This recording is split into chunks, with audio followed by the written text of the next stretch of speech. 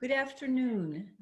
The Arthur Ross Gallery at the University of Pennsylvania welcomes you to the 5th annual Susan T. Marx Distinguished Lecture. I'm Lynn Marsden Atlas, Executive Director of the Arthur Ross Gallery and University Curator. I would like to thank Susan Marx for her vision and generosity and her support of this distinguished lecture series that she's provided by a gift to the University of Pennsylvania. Nothing can equal a human touch or experiencing art in person. The COVID-19 pandemic has transformed our lives over the past 6 months. The uncertainty, loss, and anxiety of these unprecedented times has made us turn from meeting face-to-face to the use of technology to remain connected. It has also brought us the unique opportunity to visit William Kentridge's studio today in Johannesburg, South Africa, and to collectively enjoy his lecture, The Moment Has Gone, from our homes around the world. As you know, Kentridge is internationally renowned for his drawings, films, theater, and opera. I first invited him to speak at Penn in the spring of 2016 when we met as fellows at the American Academy in Rome. In 2018, the Arthur Ross Gallery presented the exhibition William Kentridge Universal Archives. Before I introduce the artist, I invite Susan Marx to welcome you from New York City. Thank you, Lynn. Good afternoon, and welcome to the 5th annual Distinguished Lecture Series at the Arthur Ross Gallery. Despite the darkness in our lives over these past many months, certainly a bright spot is the fact that William Kentridge, who usually travels throughout the world for most of the year, is able to speak to us today. It is my great pleasure to be here this afternoon via Zoom with such a wonderful turnout. A testament to our speaker, who is talking to us from his studio in Johannesburg. As you all know, and as Lynn mentioned, he is internationally acclaimed and a multifaceted artist known for his drawings, films, theater, and opera productions. We will hear more in the introduction shortly. As always, I want to thank Lynn Marsden Atlas, Executive Director of the Arthur Ross Gallery, and her wonderful staff for all their hard work in organizing this rather unusual event. And of course, I would also like to especially thank my family, my friends, and Penn colleagues, many of whom are joining us from a variety of time zones: San Francisco, Chicago, New York, Miami, and London, among others. A great number of you have been attending this lecture since its beginnings. Your interest and loyalty are so much appreciated, and I'd like to welcome many, many new faces as well. A word about the origins of the lecture series. Many years ago, way back in the 20th century, as an undergraduate at Penn, majoring in political science and international relations, I was able to take several history of art courses. For me, it was a magical experience and opened my eyes to a new world around me. Since that time, art has had a profound impact on my life, both art appreciation as well as creating art, which I do as a serious amateur stone carver. So in giving back to the university, I wanted to spark a spark in today's 21st century students, hoping to inspire them across a variety of disciplines to develop an interest in and a passion for art. When we initiated this series, we had hoped to attract a wide audience locally, regionally, and nationally for the wonderful Arthur Ross Gallery. And now we've done it internationally. Based on today's turnout, I think we've succeeded. And now it is my pleasure to hand the program back over to Lynn Marsden Atlas, who will introduce our speaker, William Kentridge. Thank you, Susan. William Kentridge is internationally acclaimed for his drawings, films, theater, and opera productions. His methods combines drawing, writing, film, performance, music, theater, and collaborative practices to create works of art that are grounded in politics, science, literature, and history, while maintaining a space for contradiction and uncertainty. His aesthetics are drawn from the medium of film's own history, from stop motion animation to early special effects. Kentridge's drawing, specifically the dynamism of an erased and redrawn mark, is an integral part of his expanded animation and filmmaking practice, where the meanings of his films are developed during the process of their making. Kentridge's work has been seen in museums and galleries around the world since the 1990s, including Documenta in Kassel, the Museum of Modern Art in New York, the Albertina Museum in Vienna, Musée du Louvre in Paris, Whitechapel Gallery in London, Louisiana Museum in Copenhagen, the Reina Sofia Museum in Madrid, and the Kunstmuseum in Basel. Opera productions include Mozart's The Magic Flute, Shostakovich's The Nose, and Albenberg's operas Lulu and Wozzeck, and have been seen at opera houses including the Metropolitan Opera in New York, La Scala in Milan, English National Opera in London, Opéra de Lyon, Amsterdam Opera, and the Salzburg Festival. The Head and the Load, with music by composer Philip Miller, and Thuthuka Sibisi, and choreography by Gregory Makoma, interweaves music, dance, projection, shadow play, and sculpture. It premiered at the Tate Turbine Hall in July 2018 and went on to the Park Avenue Armory in New York and the Holland Festival in Amsterdam. In 2016, Kentridge founded the Center for the Less Good Idea, a space for responsive thinking through experimental, collaborative, and cross-disciplinary art practices. The center has quickly gathered momentum and in 2020 launched a mentorship program. Kentridge is the recipient of honorary doctorates from several universities, including Yale and the University of London. In 2010, he received the Kyoto Prize. In 2012, he presented the Charles Eliot Norton Lectures at Harvard University. In 2015, he was appointed an honorary academician at the Royal Academy in London.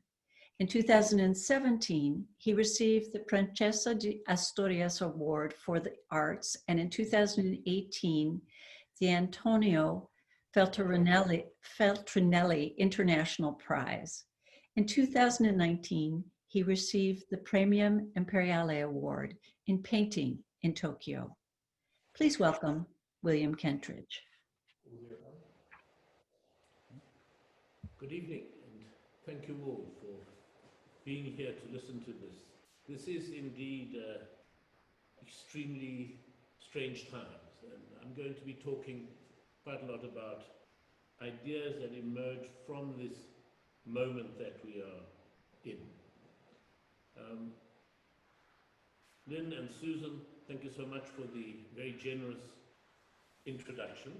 It's going to take a little while for us to be accommodated to this virtual distance. I have to take you all on trust, somewhere behind the camera lens, and you'll have to take this is the real table, this is the real studio here behind me, and here we are.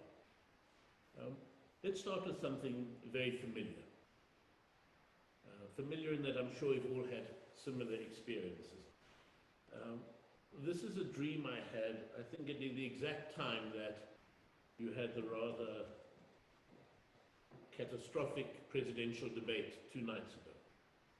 3 in the morning in South Africa, 8 in the evening, 9 in the evening in the east coast of America. It was a familiar dream. I was about to give this lecture to you all. And there were many hundreds of people in the hall. And I realized, damn, I've forgotten my notes. But that's okay, because I can just show the different images and the videos, and that will be fine. And then I thought, of course, but I've left my computer at home. And then I realized, and I don't have any shoes on, I'm in my socks. And I can make some notes, but the only paper there was to write on was kitchen toweling, so my ink just spread all over it. Fortunately, there was a very long introductory prayer being given before I had to speak. And while this prayer was still going on, I was able to awake. So that kind of sense of a dream of anxiety in which we're all getting things wrong is a kind of a moment of universal familiarity, I'm sure. The context and the particular stories are different, but the general thrust of it is always the same. And there's a way in which in this last year, in these last months, the fact of the COVID-19 pandemic has, while making it impossible for me to travel to Philadelphia to give you this lecture, has nonetheless made a different kind of connection across the world possible that was not there. And it makes a kind of universality. No one has had such a clear sense of the range of countries in the world that we all have from looking at the lists every day of the new cases, the seriously ill, the dead, and the recovered. So that's one clear element of where we are, and I'll be coming back to this later, the COVID. The other is something that emerged very strongly in the United States this year, the Black Lives Matter movement gaining a momentum because of the acts of violence in the United States. And this, of course, has a particular echo in South Africa, where one could say that the whole of the anti-apartheid movement over the last century, really, culminating in our democratic elections 25 years ago, was an extended Black Lives Matter movement, trying to say there needs to be an equality of personhood and citizenship of all people who live in this territory. So we'll get back to that also. And the third element connected to that, but not exclusively connected to that, has been a question of what to do with old monuments and sculpture. Should Confederate statues still be allowed to stay up? What about colonial statues in London and in the rest of Europe? And in a way, I want to talk about these different elements in this lecture.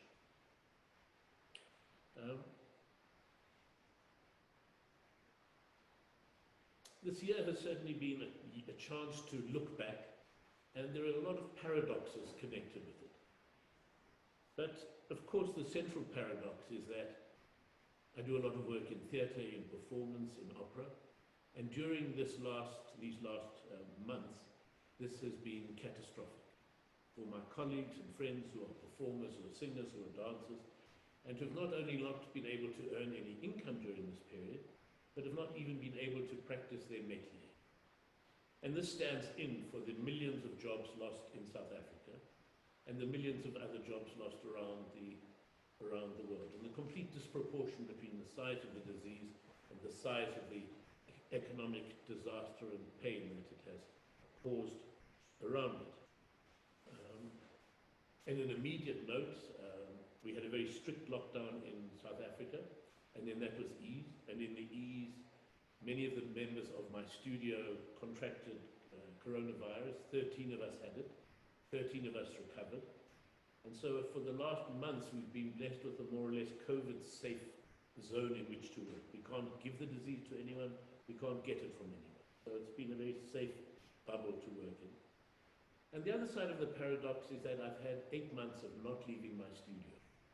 And I've not had this for, I would say, 45 years, since I was about 20, of being rooted in one city in Johannesburg for these ongoing months. And that, without a doubt, has been a blessing. But on the other hand, I have a 5-month-old now granddaughter who I've never yet seen. And I have a 98-year-old father whose birthday is coming up, and in London, both of them in London. At the moment, it's not possible to travel from Johannesburg to London. And this also gives a shape to the time.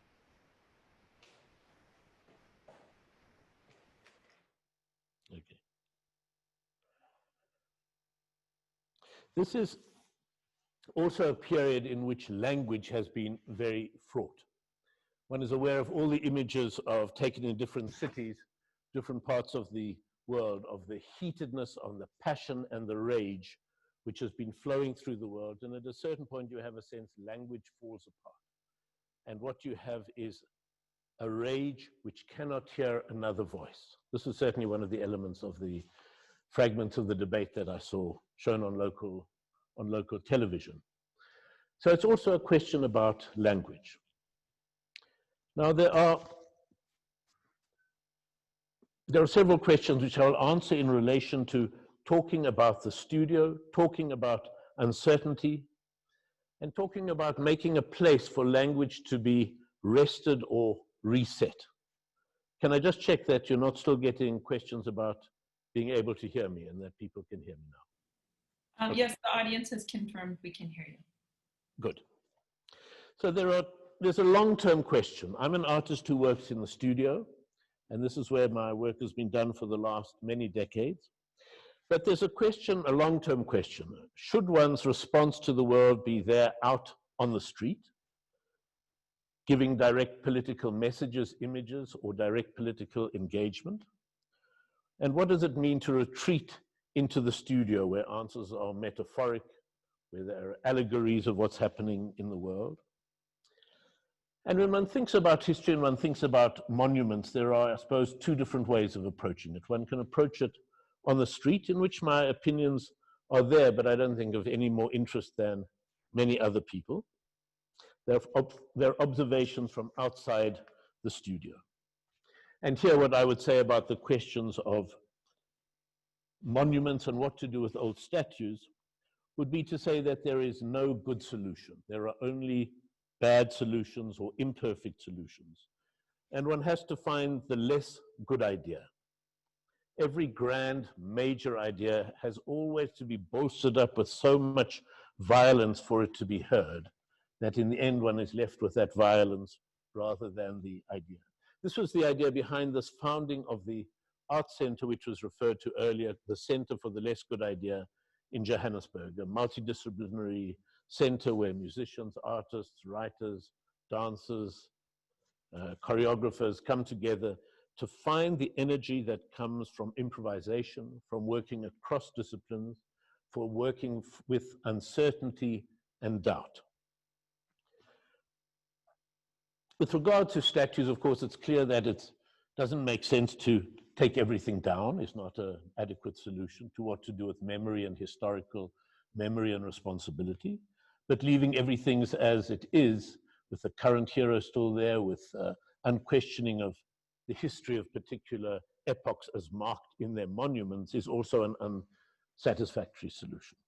So one needs to find a series of different, multifaceted, possible solutions, provisional answers to it, rather than final answers. And to give an example, in the last months, there was a statue, a rather beautiful statue, I think, of Winston Churchill in Westminster Square. Very heavy and bulky in his overcoat on a stone plinth. And there was an anxiety that the statue would come under attack.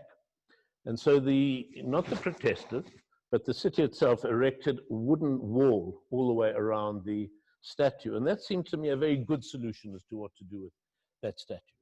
People understood that behind the walls was Churchill, but that it was made problematic by these walls around it. Because, of course, we know that Churchill in Britain is the great hero of the 20th century, one of the great Britons of all time. But in India, where he starved 3 million people in order to get enough grain for the English armed forces, his legacy is far more problematic, and he is seen as a villain as well as a hero. And this dichotomy of who he is replicated in this actual structure built around him, where you know it's there, but it's only half there. That would be one solution. In Ostend in Belgium, they had a statue of King Leopold, and at his feet all the grateful African workers from the Congo with their hands upraised in thanks to him. And a clever solution to that was simply to cut off the hands of all the people in supplication, a demonstration of the amputation of arms done by the Belgian colonialists to people who didn't reach their quota of rubber collection. There's a solution of some empty plinths. There's a solution of taking the great equestrian statues and putting them at ground level or below ground level. There's the possibility of covering statues with plants. Many different solutions which I think could be used, putting them in a separate garden, the way the Russians did with all their Soviet heroes. There's a fantastic museum, like a graveyard of 70 Lenins and 270 Kalashnikovs in stone. But these are all street answers. These are answers that have to do with the kind of opinion that anyone in the street would have about what to do with these questions. Then there's a set of considerations which are halfway between the street and the studio, sort of in the garden, crossing the garden. And these are thoughts about the power of images. What are the power of an image that a piece of stone or wood can engender such rage when we know it's a completely inanimate object? There's a question of the way in which historically with iconoclasms, when statues have been demolished and destroyed, whether it's the Bamiyan Buddhas or Palmyra in Syria or Catholic icons in the 16th century in Antwerp, it wasn't only the images that were killed, but also the guardians of those images. So the images are so powerful they even infect everybody all around them. There's a question of the spectacle of destruction. The number of selfies and photos taken as statues are taken or toppled.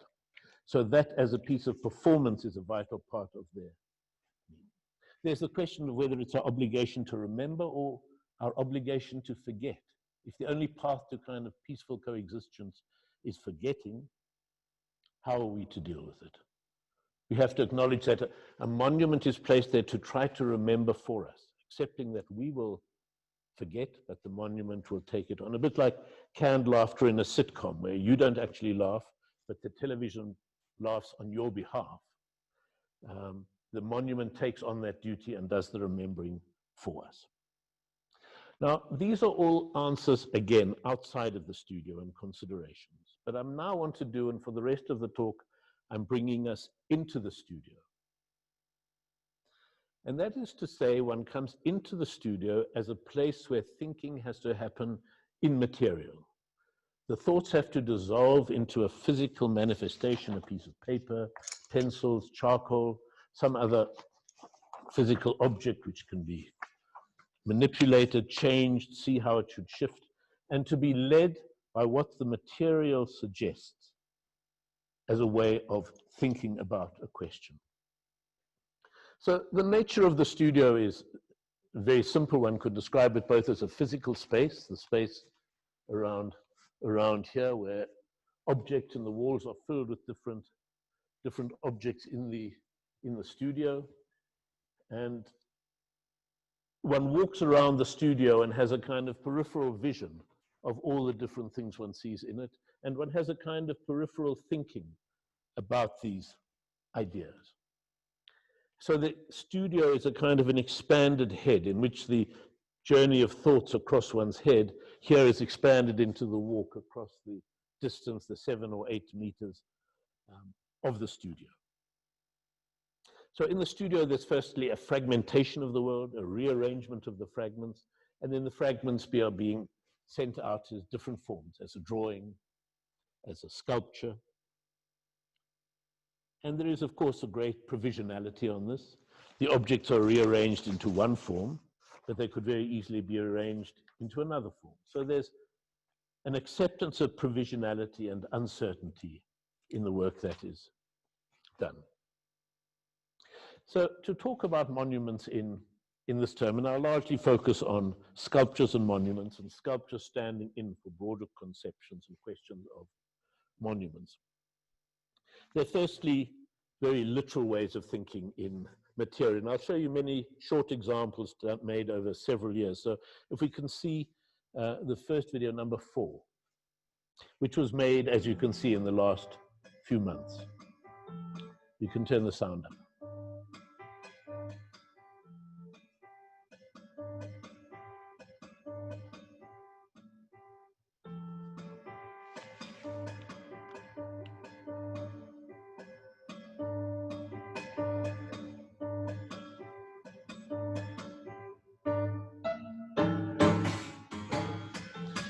This was playing with literally with pushpins on the studio table, trying to see, almost doodling with the material and filming it frame by frame to see what would come together.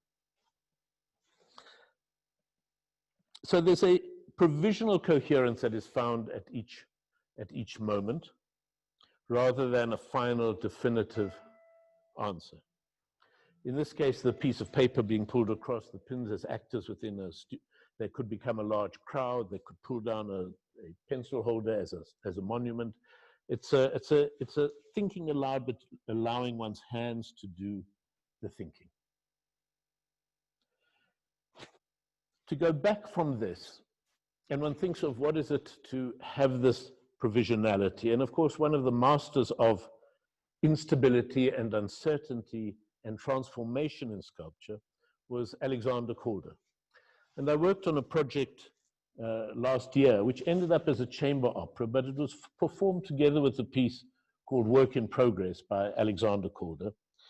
And while working on a film, I thought, well, let me actually just see what it is if one turns a sculpture around. So these are some fragments from an animated film and the work towards an animated film.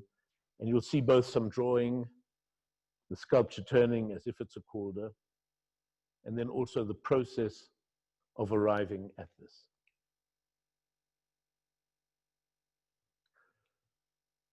So to arrive at the drawing, there's actually a physical object made, in this case out of pieces of wire and cardboard. And this was really done to give me not so much a physical sculpture, but the references with which I could make a drawn version.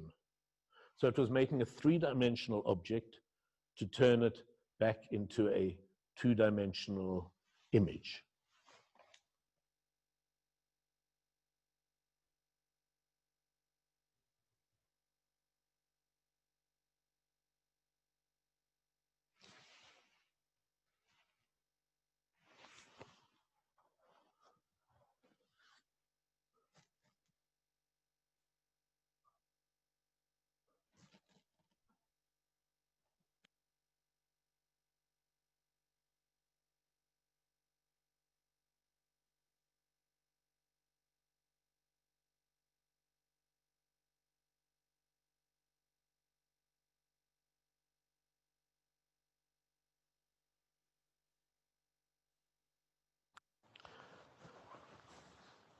Okay, so this gives you a sense of this was one of the thinkings about it.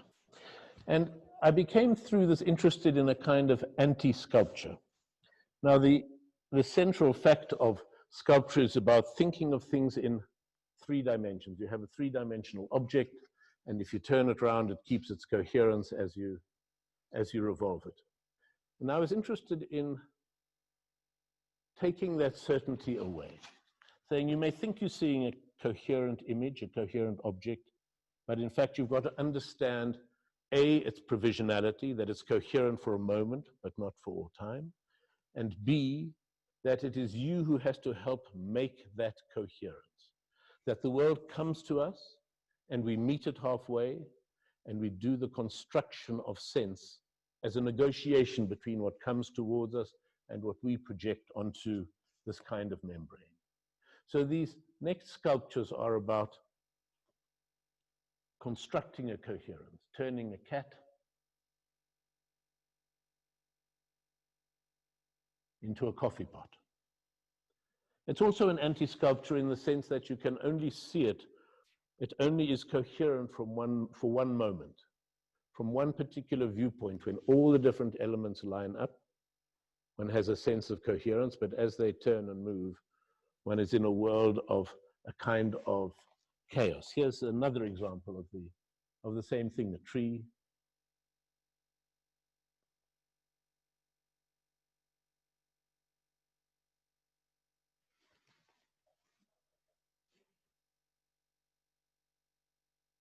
So in the studio, the pleasure is trying to say, all right, here are two simple images. Here's a drawing of a tree.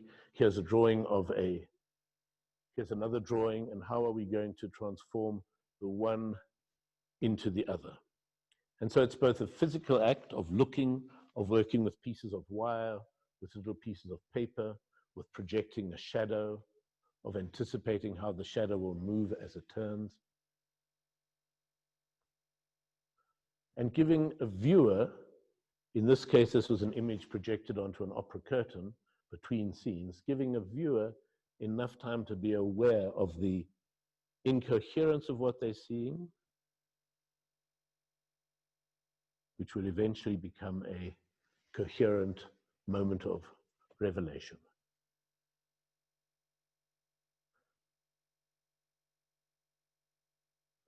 This takes a while, but we'll just let it do its transformation.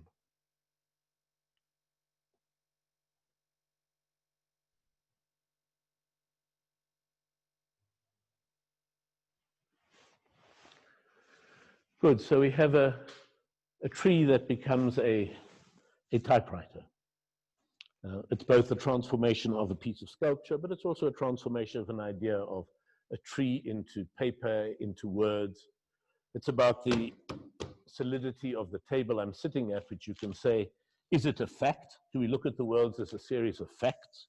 Here is a wooden table under the paper here. Or can we also understand the table as a much abused tree? Something that starts as a tree, gets cut into planks, gets planed and shaped, and becomes a table. And then the table itself is destined to be chopped up as it falls apart, turned into fire, turned into ashes.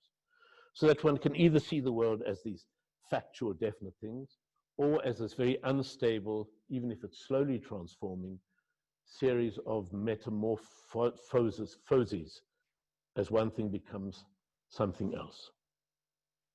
And this for me was a way also of thinking about large-scale sculptures. These next two pieces are shown as maquettes, but were eventually made, not quite the height of the studio, but 4 or 5 yards high, some of them even 10 yards high, as monumental statues and sculptures in the city, but which again have only a moment of provisional coherence, and for the rest are about incoherence.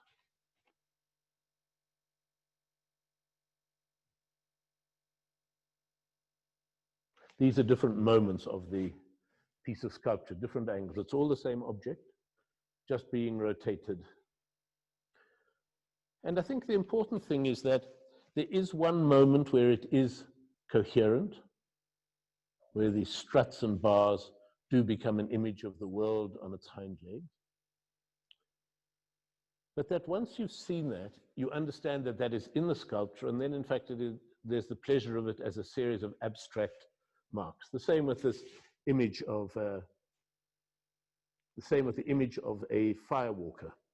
A firewalker, a woman who would sell fire on her head in a brazier and walk around the city and show this. It's in the same video as the world on its hind legs. To show that again. To go to the beginning of the clip. Oh, there, okay. So in the city, from one angle on one street, you can see the sculpture as a coherent two-dimensional image, but from all other angles, there are these flanges and planes that make different shapes, but incoherent shapes in the city.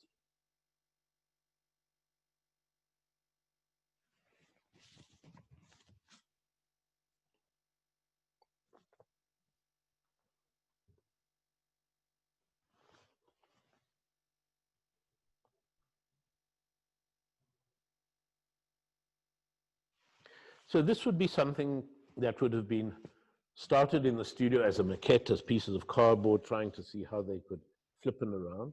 And it does have an existence outside in the outside world.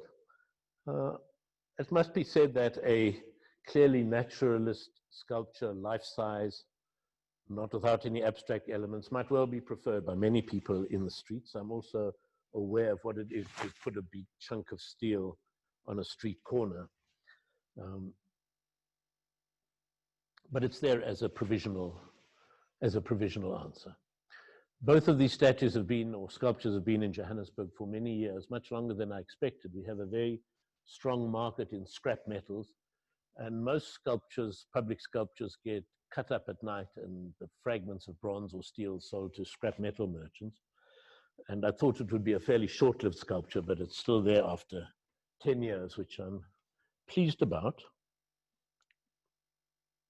But I do feel the responsibility of lumping the city with an unchanging object.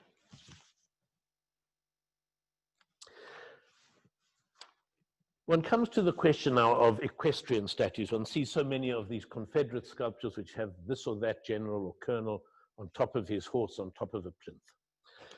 And there was, of course, always something rather wonderful but pathetic about equestrian statues, as if a man has to sit on a horse to be enlarged by the horse to justify his position. And there's something about being on a horse that gives one a kind of nobility. It improves one's posture, one's back becomes straighter. You get that much higher off the ground, as if you've absorbed the whole horse into you.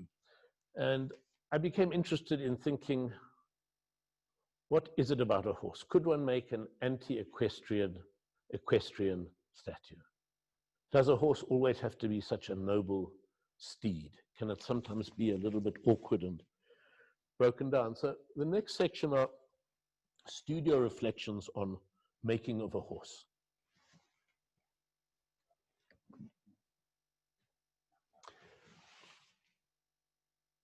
Is there audio on there? Okay.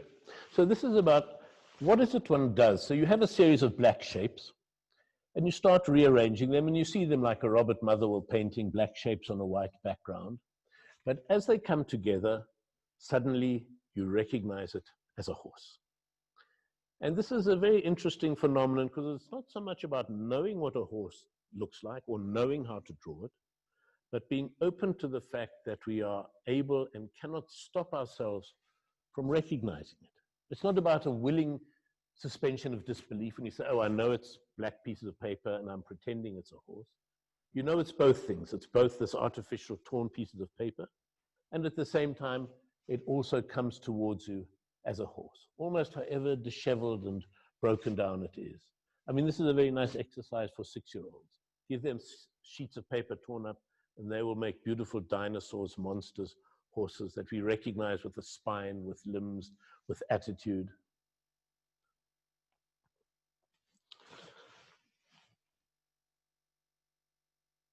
It's a question, for example, if you want a horse rearing, what do you have to do? How do you draw a horse that is rearing on its hind legs? And if you're not Delacroix, this is a hard task to do. But if you simply arrange the sheets of paper long enough, eventually you'll find that the horse will just rear up on its own.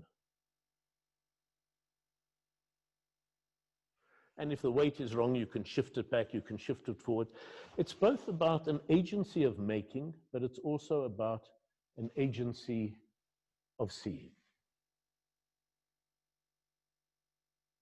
And even if you keep reducing it and reducing it and simplifying it and simplifying it, we're still willing to keep a recognition and a belief in the kind of horseness of it.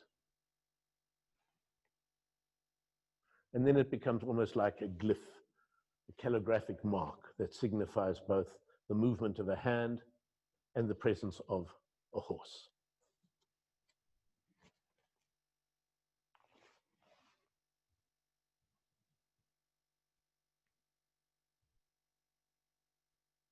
That's one kind of a horse.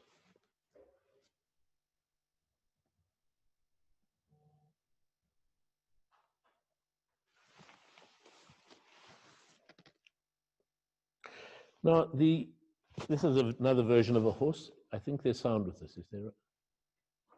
There's no sound with this. Is there sound with the video? No. Okay. So this was another attempt to see how does one make a horse. This was for a project with the Shostakovich opera of The Nose, in which I wanted to have a nose riding on horseback. So it demonstrates very clearly another important element of the studio, which is an understanding of the studio as a safe space for stupidity, that these ridiculous actions are possible in the studio, sometimes necessary.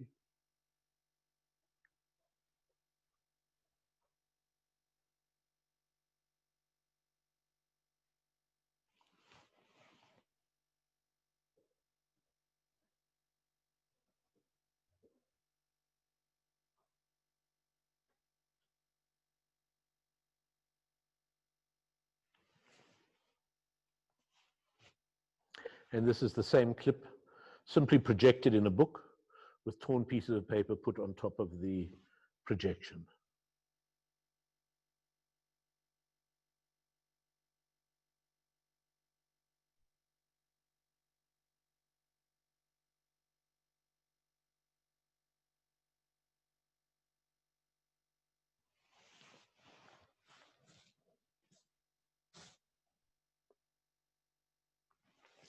These were ways of thinking about one kind of statue, not in relation to what's been happening in this last year. These films were made maybe 8 years ago, some of them 10 years ago, some of them even longer. But the question of what to do with monuments is not a new question either. Ever since statues have been made, there have been people wanting to remove them, to destroy them, being threatened by them, or wanting to put up new ones. It doesn't make the fact that it's an old idea a better or worse idea, but just to give a perspective of where we are with them. And the question in South Africa also, which is very present, and in Europe very present, but more so perhaps here as we still live so directly with it, has to do with the consequences and the nature of colonialism, and who gets to speak with which voice. And is there only one voice that should be heard on a particular question, or is there a mixture? And my experience of growing up in South Africa certainly brings me to, and the experience of the apartheid years and the relief at the end of them, had to do with a huge mistrust of identity politics, a celebration of bastardy, of impurity, of understanding traditions as constructions rather than naturally found objects, of understanding that for every piece of resistance to colonialism, there's also an act of collaboration, that for every people not wanting to be part of Europe, there are others that need to be part of Europe, thinking of Europe and Africa. And in the studio, trying to think about these paradoxes. They were manifested in working on a project about Africa in the First World War. And the paradox there was that some of the African leaders fought very strongly for the right to fight and be part of this European war. And other leaders fought very strongly for the right to have nothing to do with this European war that didn't involve them. And sometimes they were almost the same people that had these conflicting views of wanting to say, no, the whole world is ours and we should share in the spoils of what Europe has to offer, and others saying, let us retreat as far as we can. And there's a piece of dancing which was improvised by two wonderful dancers, Gregory Makoma and Tulani Chauke. And I'll show a fragment of improvisations we were doing in the studio in the build-up to thinking about the project. It's a dance which ended up as being what we call the wounded man dance. Someone wounded but willing himself to stand up and still be counted as a soldier and salute and continue. But it starts as the dance which we will show a minute or two of here.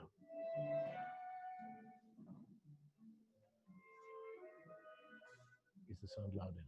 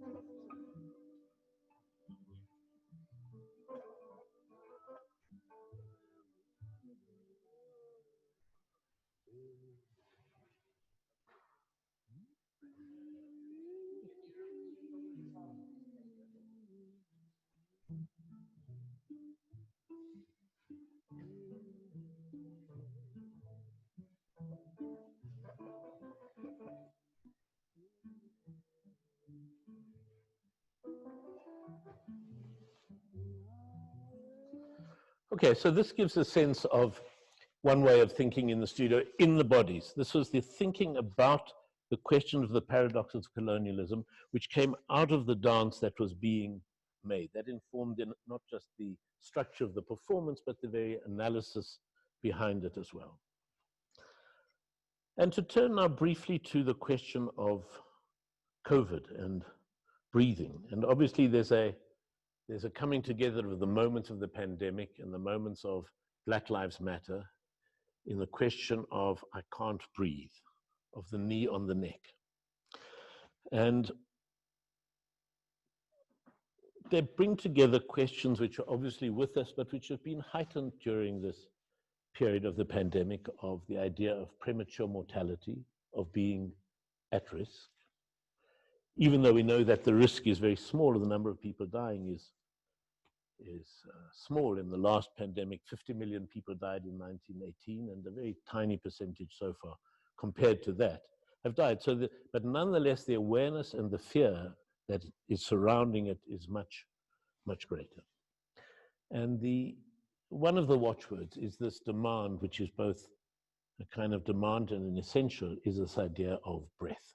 Whether it's the ecological question of the whole earth being able to breathe, or an individual or people. And at the Center for the Less Good Idea, we've just embarked on a project which has to do with, because we can't meet physically, it's still not easy to have large crowds together in a theatrical space.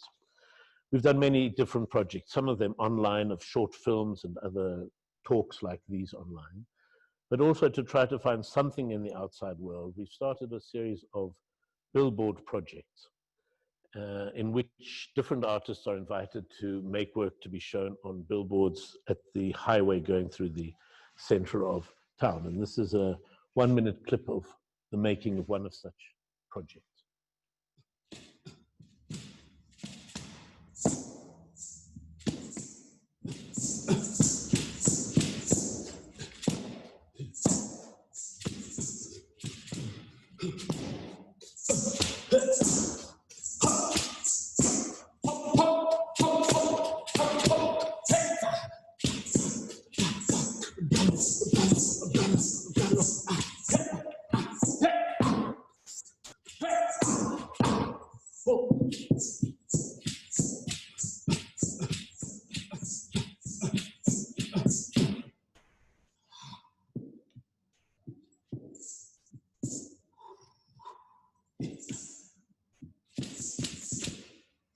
This is a kind of an immediate, okay, let's go back to me. This is a kind of an immediate response to the question, and there'll be many different billboards with different messages and different artists and poets collaborating on doing these. But this question of our fate, finding our fate or escaping our fate, has also been in the studio in the question of the Sibyl. The story of the Sibyl, as we know, you would go to the Cumaean Sibyl outside Naples and you would ask your fortune. Am I going to live? Am I going to die? What will happen to me? And she would write your answer on a leaf. And then the leaf would be placed at the mouth of her cave, and you'd go to find your leaf, your fate. But as you arrived to collect your fate, there would always be a wind, and the wind would blow these different pages around, so you never knew if the fate you were getting was your fate or somebody else's fate. So once the Sibyl knew your fate, but you couldn't. So there was an idea of pages and leaves as pages turning, which brings us to the idea of Dante and in Paradiso, where he talks about all the leaves of the Sibyl gathered into a book. So the connection of leaf and book and pages come together. And at the end of the chamber opera, which we made about the Sibyl, which was very much about finding or escaping one's fate and having a sense of uncertainty, and uncertainty as being the condition in which we live, and how all attempts to find certainty are of necessity false attempts. We had many different elements of the performance, but I want to end my lecture now by showing you the last 4 minutes of the projection we made for this opera, which will be video clip number 5.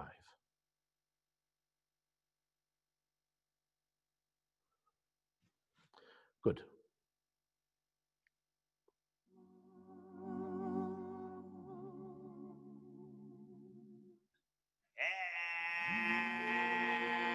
Salam siwa gawe toy salam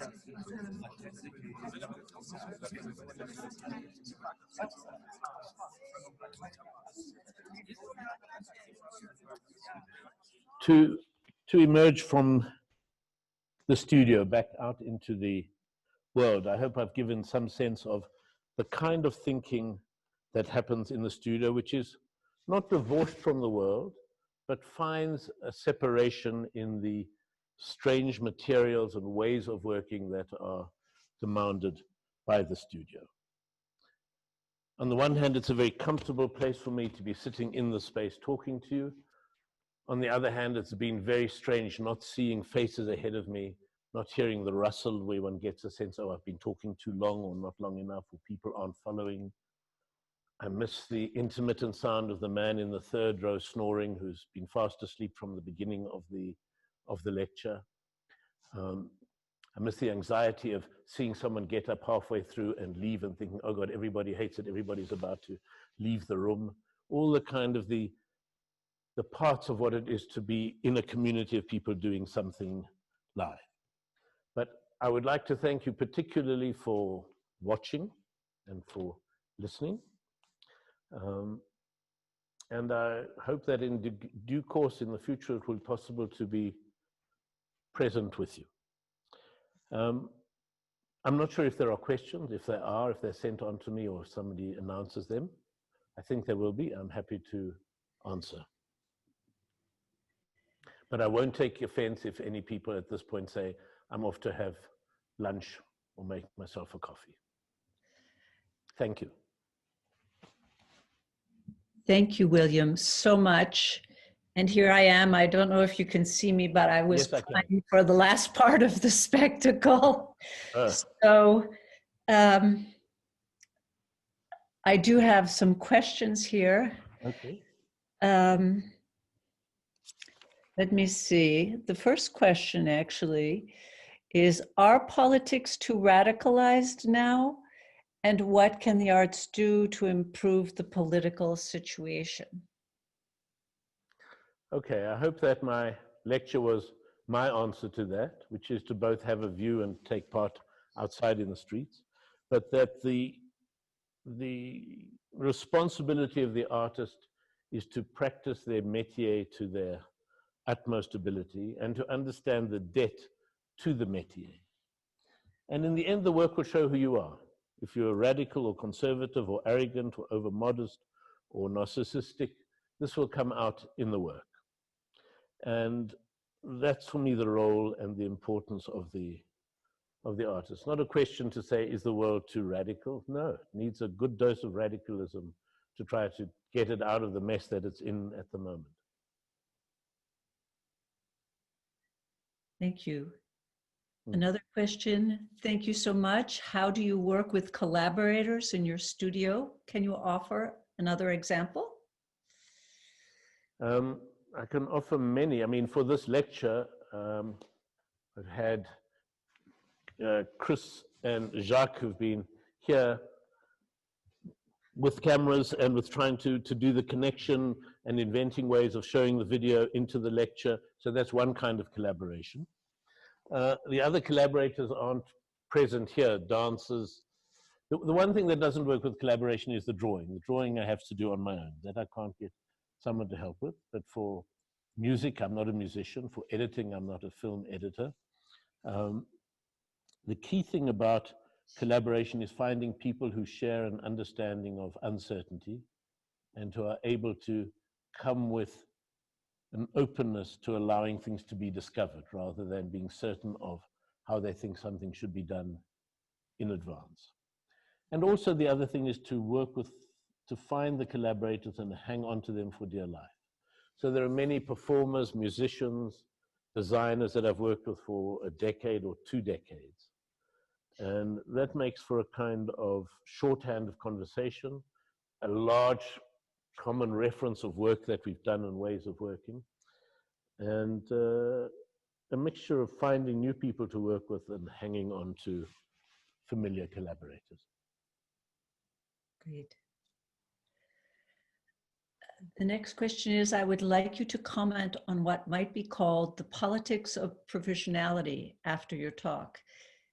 This is about how you have developed provisionality as itself profound. This seems different from Duchampian provisionality, more tied to apartheid as solidly which needs to be rendered provisional. Or provisionalism, Yes. excuse me, or diasporism, I'm sorry, which is provisionally needing to be solidified. Same point about monuments. So does this go back to your early films? That's a hard set of questions. I mean, there are elements of Duchamp that I completely love and elements of Duchamp that I have very little time for. I've got very little time for his chess playing, for that overhyping of what silence is, for things like that. But the transformation of what a found object could be, the opening up, that was really the Dadaist more than Duchamp, of what it is that an artist could do to be a visual artist, is the fantastic world in which all artists, visual artists, exist at the moment. It's possible for a visual artist to say, my artwork today is this poem, or is this silence, or is this piece of music, or this performance, where it's very difficult for a dancer to say to her audience, my dance today is this drawing, or my dance is just this poem. So I'm aware of how lucky all artists are for what the Dadaists did, including Duchamp, but mainly the others, over 100 years ago. I think that apartheid, which was so certain of itself, gave me an understanding of the importance of the absurd. The absurd not as a joke, but the absurd is understanding the world where a logic has gone awry, but this false logic is followed to its nth conclusion, such as all the racial laws in South Africa in the apartheid regime. It also made me understand, growing up in South Africa, the way that all the great people and all the great movements that have happened here have happened through a hybridization of traditions, impulses, learnings, and that the attempts to find a purity always have a second agenda within them.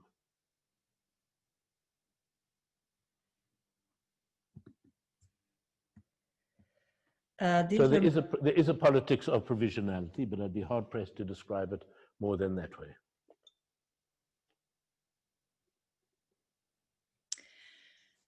Someone has asked, thank you, thank you, thank you. The last film was so moving. Can you tell us what the opera is?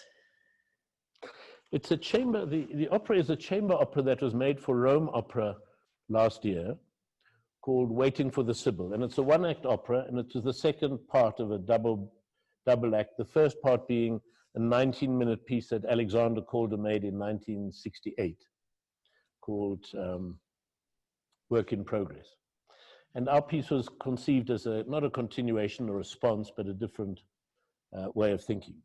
In their wisdom, the Calder Foundation, and maybe there are people listening who are connected to the Calder, has decided that they don't want the Calder performed again, and they won't let it be performed again with our piece. So we have to we found a second half to begin our opera with. But it's a one-act opera about the Sibyl, and it has to do a lot with pages and leaves and trees and finding one's fate. And the text in that fragment I showed is the libretto of the last section of the opera. What you would see on the left-hand page of the woman dancing in the live opera is performed by a live singer, and we see her shadow in the book. So half the book is a projection, and half of it is her moving shadow. So it's similar to the opera, but it's not identical, the pieces. And the opera itself is 35 minutes long, I think, and the film is a few minutes long. And it is due to be performed in different places in the United States, if performances and when performances are possible in the world again. Wonderful.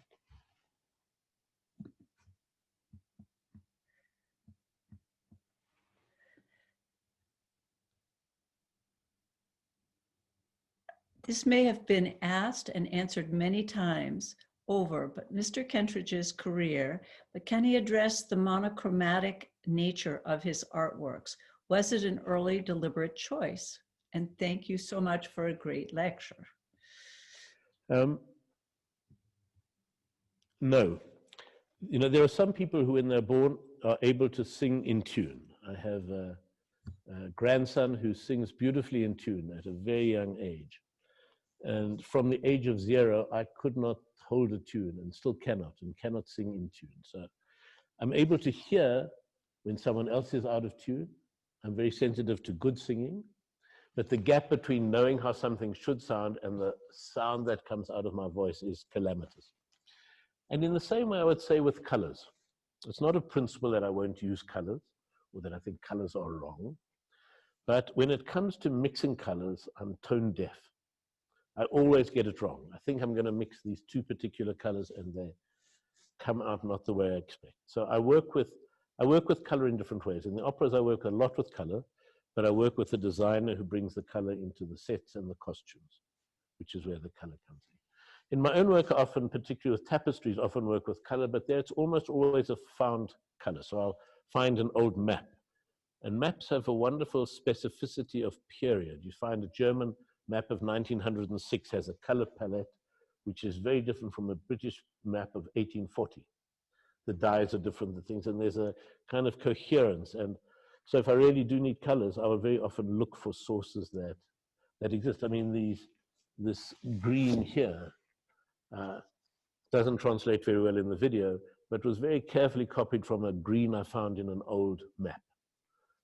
And it took a long time for me, I'm sure other people could do it very quickly, to try to get this green and not a slightly different green to work.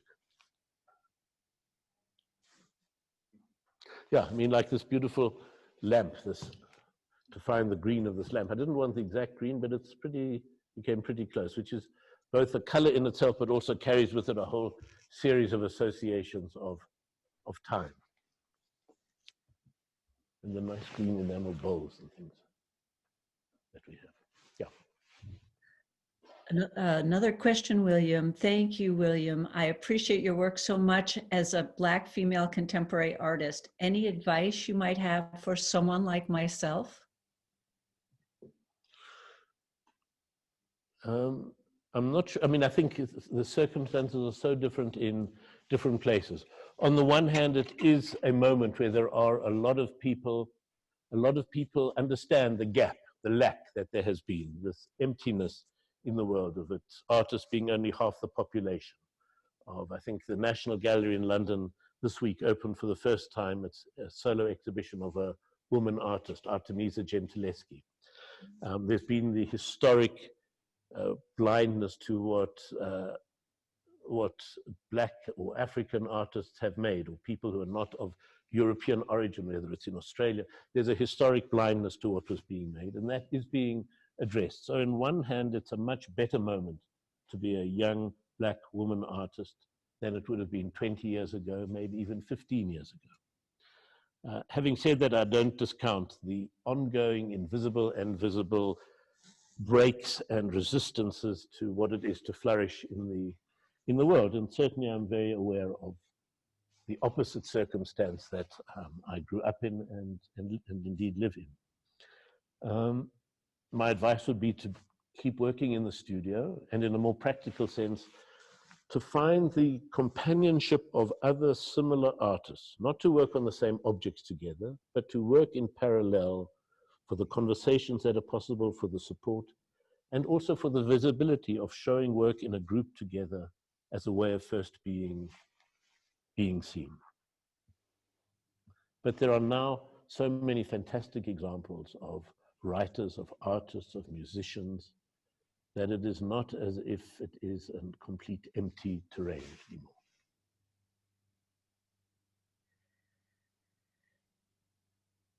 These are other nice greens. Fabulous greens. So it's collecting things like this. It's a very stupid way for an artist to work, to have to find a tin bowl to know what color green he wants, but it's, and this nice pink. See, those are Pink and green, opposite colors. William, last question here. Do you think of yourself as a white artist, and do you feel a tension between the races in the arts? Yes, I would be foolish to say that everything is fine, that there are no questions. There are both practical differences, there are historic differences. So in South Africa, for example, historically under apartheid, there was a physical separation. White people could live in certain suburbs, and Black people had to live out of the city in other areas. Officially, the laws have changed. It's possible for a Black person to buy a house next door to where I live, to live in the other suburbs. And there is now a black middle class that does.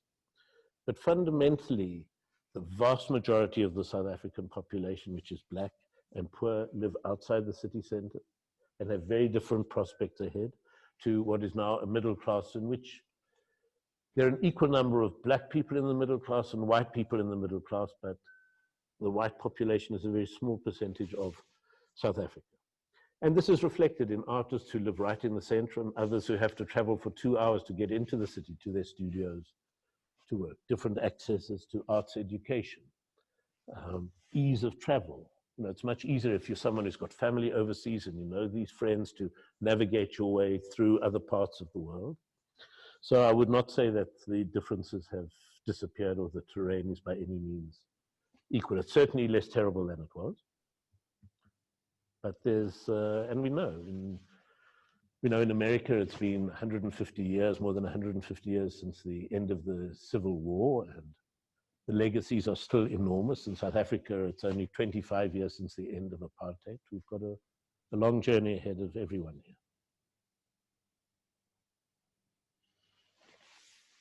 Last question here.